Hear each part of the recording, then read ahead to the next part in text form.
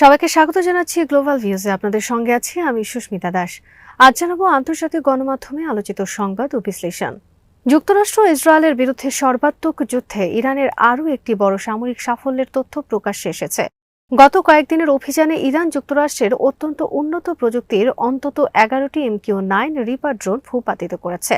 CBS news এবং মার্কিন সামরিক কর্মকর্তাদের বরাত দিয়ে এই তথ্য নিশ্চিত করেছে প্রেস টিভি। প্রতিবেদনে বলা হয়েছে, এই ড্রোনগুলো ধ্বংস হওয়ার ফলে মার্কিন ড্রোন বহরে প্রায় 330 মিলিয়ন মার্কিন ডলারের বেশি আর্থিক ক্ষতি হয়েছে। গত কয়েকদিনে সর্বশেষ 2টি রিপার ড্রোন ধ্বংস করা হয়, যার ফলে যুদ্ধ শুরুর পর থেকে এ পর্যন্ত মোট 11টি ড্রোন হারালো ওয়াশিংটন। MQ-9 রিপার ড্রোন মূলত গোয়েন্দা তথ্য সংগ্রহ, নজরদারি এবং সুনির্দিষ্ট লক্ষ্যবস্তুতে হামলার জন্য তৈরি। তবে নিম্ন ঝুঁকিপূর্ণ পরিবেশের জন্য ডিজাইন করা এই ড্রোনগুলো ইরানের উন্নত বিমান প্রতিরক্ষা ব্যবস্থার সামনে অত্যন্ত নাজুক প্রমাণিত হয়েছে। সামরিক বিশ্লেষকদের মতে, এই ড্রোনের সর্বোচ্চ গতিবেগ ঘন্টায় প্রায় 480 কিলোমিটার, যা প্রথাগত যুদ্ধ বিমান থেকে অনেক কম। ফলে ইরানের শক্তিশালী ক্ষেপণাস্ত্র ব্যবস্থার লক্ষ্যবস্তু হওয়া থেকে এগুলো নিজেদের রক্ষা করতে ব্যর্থ হচ্ছে। এই ঘটনাকে যুক্তরাষ্ট্রের জন্য একটি বড় ধরনের বস্তুগত এবং প্রতীকী পরাজয় হিসেবে দেখা হচ্ছে। এটি প্রমাণ করে ইরানের নিজস্ব প্রযুক্তিতে তৈরি বিমান প্রতিরক্ষা ব্যবস্থা কতটা কার্যকর এবং ইরানি আকাশসীমায় মার্কিন নজরদারি বা হামলা চালানো কতটা ঝুঁকিপূর্ণ হয়ে উঠেছে। ইরানের নিরাপত্তা কর্মকর্তারা জানিয়েছেন, তারা তাদের সার্বভৌমত্ব রক্ষায় যে কোনো ধরনের আগ্রাসনের দাঁত ভাঙা জবাব দিতে প্রস্তুত। ইরানের ইসলামী বিপ্লবী গার্ড বাহিনী বা IRGC সোমবার অপারেশন ট্রু প্রমিস 4 এর 33তম পর্যায়ের অভিযান শুরু করেছে। এই দফায় তারা 1 টন ওজনের শক্তিশালী খাইবার শেকান ব্যালিস্টিক ক্ষেপণাস্ত্র ব্যবহার করে ইসরায়েল এবং মার্কিন সামরিক ঘাঁটিতে বড় ধরনের হামলা চালিয়েছে। IRGCর জনসংযোগ বিভাগ থেকে দেওয়া এক বিবৃতিতে জানানো হয়েছে, এই অভিযানে দখলদারদের একাধিক উচ্চ মূল্যের লক্ষ্যবস্তু সফলভাবে আঘাত করা হয়েছে, যার মধ্যে অন্যতম ছিল তেল আবিবের কেন্দ্রস্থল, যেখানে 10টিরও বেশি খেইবার শেকান ক্ষেপণাস্ত্র আঘাত হয়েছে।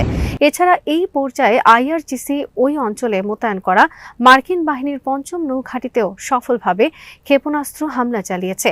IRGC জানিয়েছে, সবকটি ক্ষেপণাস্ত্র তাদের নির্ধারিত লক্ষ্যবস্তুতে সরাসরি আঘাত এনেছে। বিবৃতিতে বলা হয়েছে, শত্রুপক্ষের শক্তিশালী বিমান প্রতিরক্ষা ব্যবস্থা থাকার পরেও ইরানের নিজস্ব প্রযুক্তিতে তৈরি এই ক্ষেপণাস্ত্রগুলো অত্যন্ত নিখুঁতভাবে লক্ষ্যবস্তুতে পৌঁছাতে সক্ষম হয়েছে। সামাজিক যোগাযোগ মাধ্যমে ছড়িয়ে পড়া বিভিন্ন ভিডিও এবং ছবিতে ইসরায়েলের আয়রন ডোম প্রতিরক্ষা ব্যবস্থা ভেদ করে ক্ষেপণাস্ত্রগুলোর আঘাত হানার দৃশ্য দেখা গেছে। যদিও ইসরায়েলি কর্তৃপক্ষ কঠোর সেন্সরশিপ আরোপ করে তথ্য গোপন করার চেষ্টা করছে। ইরানি কর্মকর্তারা জানিয়েছেন, ইরানের সার্বভৌমত্ব লঙ্ঘন, নিজ ভূখণ্ডে বেআইনি হামলা এবং তাদের সর্বোচ্চ নেতা আয়াতুল্লাহ সৈয়দ আলী খামেনিকে হত্যার প্রতিশোধ হিসেবে এই ট্রু প্রমিস অপারেশনগুলো চালানো হচ্ছে। IRGC হুঁশিয়ারি দিয়ে বলেছে, ইসরায়েলে সাইরেন বাজার শব্দ থামবে না এবং তারা তাদের প্রতিশ্রুতি অনুযায়ী আগ্রাসনকারীদের পিছু হটাতে বদ্ধপরিকর। এদিকে IRGCর মুখপাত্র জানিয়েছেন, তারা এই অঞ্চলে মোতায়েন করা যুক্তরাষ্ট্রের গুরুত্বপূর্ণ সামরিক অবকাঠামোগুলো ধ্বংস করে দিয়েছে। একই সঙ্গে তিনি হুঁশিয়ারি দিয়ে বলেছেন, চলমান এই যুদ্ধের সমাপ্তি কবে হবে তা শেষ পর্যন্ত তেহরানই নির্ধারণ করবে। মুখপাত্র ব্রিগেডিয়ার জেনারেল আলী মোহাম্মদ নাইনি এক বিবৃতিতে জানান, ইরানের সশস্ত্র বাহিনী আঞ্চলিক তেল সম্পদ এবং নিরাপত্তা রক্ষায় পুরোপুরি প্রস্তুত। তিনি সরাসরি চ্যালেঞ্জ ছুড়ে দিয়ে বলেন, আমাদের বাহিনী হরমুজ প্রণালীতে মার্কিন বিমানবাহী রণতরী USS জেরাল্ড আর ফোর্ড এর জন্য অপেক্ষা করছে। বিশ্বের অন্যতম গুরুত্বপূর্ণ এই সামুদ্রিক প্রবেশ পথে যে কোনো ধরনের সংঘাত মোকাবেলায় ইরান যে প্রস্তুত তার স্পষ্ট ইঙ্গিত দিয়েছেন তিনি। মুখপাত্র নাইনি জানান, ইরানি বাহিনী এই অঞ্চলে যুক্তরাষ্ট্রের সব গুরুত্বপূর্ণ সামরিক অবকাঠামো গুঁড়িয়ে দিয়েছে। তিনি বলেন, লড়াই অব্যাহত থাকবে এবং ইরানি হবে সেই পক্ষ যারা এই যুদ্ধের সমাপ্তি ঘোষণা করবে। ইরানের সামরিক সম্পদ ধ্বংস নিয়ে ট্রাম্পের দাবিকে পুরো মিথ্যা এবং মনস্তাত্ত্বিক যুদ্ধ বলে উড়িয়ে দিয়েছেন নাইনি। তিনি বলেন, ট্রাম্প ভুল তথ্যের মাধ্যমে এই যুদ্ধ শুরু করেছিলেন, কিন্তু ইরানের কার্যকর পাল্টা হামলা এখন মার্কিন প্রেসিডেন্টকে বিভ্রান্তি ও অসহায়ত্বের মধ্যে ফেলে দিয়েছে। তিনি স্পষ্ট করেন, কোনো ধরনের চাপের মুখে ইরান পিছু হটবে না এবং তাদের সার্বভৌমত্ব রক্ষায় সর্বোচ্চ শক্তি প্রয়োগ করবে।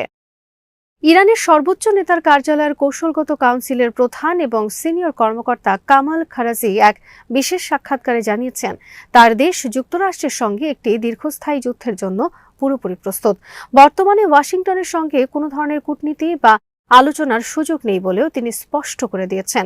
সংঘাতের 10ম দিনে তেহরানে দেওয়া এক সাক্ষাৎকারে খারাজি বলেন, আমি এখন আর কূটনীতির কোনো জায়গা দেখছি না, কারণ ডোনাল্ড ট্রাম্প অতীতেও প্রতিশ্রুতি ভঙ্গ করেছেন এবং আলোচনারত অবস্থাতেই আমাদের উপর হামলা চালিয়েছেন। ফলে তার উপর আর ভরসা করার সুযোগ নেই। খারাজি উল্লেখ করেন, ইরান কেবল স্বল্পমেয়াদী নয়, বরং একটি দীর্ঘমেয়াদী সংঘাত মোকাবেলা করার মতো সক্ষমতা রাখে। তিনি সতর্ক করে দিয়ে বলেন, যদি যুদ্ধ চলতে থাকে তবে এর প্রভাব অন্যান্য দেশেও পড়বে। জ্বালানি সংকট এবং মুদ্রাস্ফীতির কারণে সৃষ্ট অর্থনৈতিক যন্ত্রণা যখন চরমে পৌঁছাবে, তখনই অন্য দেশগুলো বাধ্য হয়ে এই সংঘাত বন্ধে হস্তক্ষেপ করবে। তিনি যুক্তরাষ্ট্র এবং ইসরায়েলের এই সামরিক অভিযানকে আগ্রাসন হিসেবে অভিহিত করে বলেন, যতক্ষণ না এই আগ্রাসন বন্ধের গ্যারান্টি পাওয়া যাচ্ছে, ততক্ষণ ইরান পিছু হটবে না। চলমান এই সংঘাতের ফলে বিশ্ববাজারে তেলের দাম ব্যারেল প্রতি $100 ছাড়িয়ে গেছে। হরমুজ প্রণালী দিয়ে নৌ চলাচল প্রায় বন্ধ হওয়ার উপক্রম হয়েছে, যা বিশ্ব অর্থনীতিতে বড় ধরনের অস্থিরতা তৈরি করছে। এরই মধ্যে ইরানের শীর্ষ নেতৃত্বে বড় ধরনের পরিবর্তন এসেছে। নতুন নেতৃত্বের অধীনে ইরান আরও কঠোর অবস্থানে যাচ্ছে বলে বিশ্লেষকরা মনে করছেন। এমন প্রেক্ষাপটে কামাল খারেজি বলেন, এই যুদ্ধ কেবল তখনই শেষ হবে যখন আন্তর্জাতিক সম্প্রদায় যুক্তরাষ্ট্রের উপর কার্যকর চাপ তৈরি করবে। অন্যথায় ইরান তাদের সার্বভৌমত্ব রক্ষার দীর্ঘ সময় লড়াই চালিয়ে যেতে বদ্ধপরিকর। লেবাননের প্রতিরোধ আন্দোলন হিজবুল্লাহ ইসরায়েলের অভ্যন্তরে একটি অত্যন্ত গুরুত্বপূর্ণ কৌশলগত স্যাটেলাইট যোগাযোগ কেন্দ্রে বড় ধরনের ক্ষেপণাস্ত্র হামলা চালিয়েছে। সোমবার সন্ধ্যায় তারা ইসরায়েলের মধ্যাঞ্চলে অবস্থিত সামরিক ও সাইবার প্রতিরক্ষা বিভাগের এই কেন্দ্রে নিখুঁতভাবে আঘাত এনেছে বলে জানান। হিজবুল্লাহর পক্ষ থেকে জানানো হয়েছে, তারা ভ্যালি অফ ইলাহ এলাকায় অবস্থিত ইসরায়েলি স্যাটেলাইট যোগাযোগ স্টেশনটি লক্ষ্য করে এক ঝাঁক নিখুঁত ক্ষেপণাস্ত্র নিক্ষেপ করেন। লেবানন সীমান্ত থেকে প্রায় 160 কিলোমিটার গভীরে চালানো এই হামলা বর্তমান উত্তেজনার মধ্যে হিজবুল্লাহর অন্যতম বড় অপারেশন। ইরানি সংবাদ সংস্থা তাসনিম জানিয়েছে, লক্ষ্যবস্তু করা এই কেন্দ্রটি ছিল ইমে খা ইলা টেলিপোর্ট, যা ইসরায়েলি যোগাযোগ ব্যবস্থার প্রাণ কেন্দ্র হিসেবে বিবেচিত। এটি আমোস ও ড্রোরের মতো সামরিক ও গোয়েন্দা স্যাটেলাইট থেকে তথ্য সংগ্রহ করে ইসরায়েলি কমান্ড সেন্টারে পাঠায়। এই হামলার ফলে ইসরায়েলের যোগাযোগ নেটওয়ার্কে বড় ধরনের বিপর্যয়ের আশঙ্কা করা হচ্ছে। হামলার পরপরই ইসরায়েলি সংবাদ মাধ্যমগুলো দুটি স্পর্শকাতর স্থানে আঘাতের খবর দিলেও সামরিক কর্তৃপক্ষ নিরাপত্তার স্বার্থে সেগুলোর উপর কঠোর সেন্সরশিপ আরোপ করেছে।